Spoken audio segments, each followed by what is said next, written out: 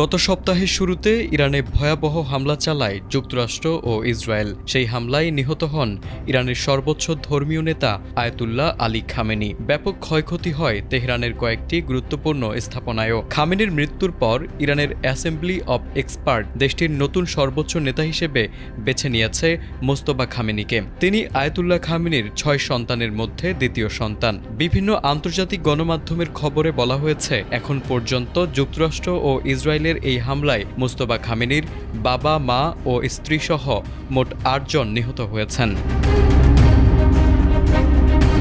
সম্প্রতি ভারতীয় সংবাদ মাধ্যম এনডিটিভির প্রতিবেদনে বলা হয়েছে, যুক্তরাষ্ট্র ও ইসরায়েলের যৌথ হামলায় মোস্তফা খামেনির পরিবারে বড় ধরনের ক্ষয়ক্ষতি হয়েছে। হামলায় তার স্ত্রী জাহারা হাদাদ আদেল এবং এক সন্তান, এছাড়া তার মা মনসুরে খোজাস্তেজ বাখের জাদেও প্রাণ হারিয়েছেন। ইরানি গণমাধ্যমের খবরে আরও বলা হয়েছে, মোস্তফার ঘনিষ্ঠ আত্মীয়দের অন্তত 4 জন এই হামলায় নিহত হয়েছেন। যদিও সংবাদ মাধ্যম এনডিটিভি জানিয়েছে তারা এই তথ্য স্বাধীনভাবে যাচাই করতে পারেনি। তবে প্রতিবেদনে উল্লেখে রয়েছে, নিহতদের মধ্যে মোস্তফার এক বোন, এক ভাগ্নি, এক ভাগ্নে এবং এক শ্যালকও রয়েছেন।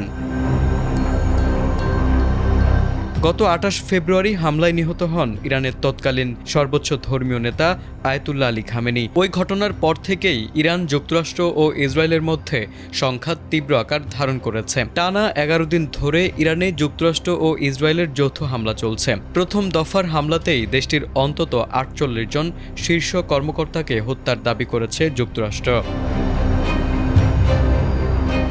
কাতার ভিত্তিক সংবাদ মাধ্যম আল জাজিরার সর্বশেষ প্রতিবেদনে বলা হয়েছে, হামলায় ইরানে নিহতের সংখ্যা 1700 ছাড়িয়েছে এবং আহত হয়েছেন 1000-এর বেশি মানুষ। ইরান সরকার এই হামলার তীব্র নিন্দা জানিয়েছে এবং দেশের নিরাপত্তা ব্যবস্থাকে সর্বোচ্চ সতর্কতায় রাখার নির্দেশ দিয়েছে। নতুন সর্বোচ্চ নেতা মোস্তফা খামেনি এই সংকটের মধ্যেই দেশকে নেতৃত্ব দেওয়ার প্রস্তুতি নিচ্ছেন বলে স্থানীয় সূত্রগুলো জানিয়েছে।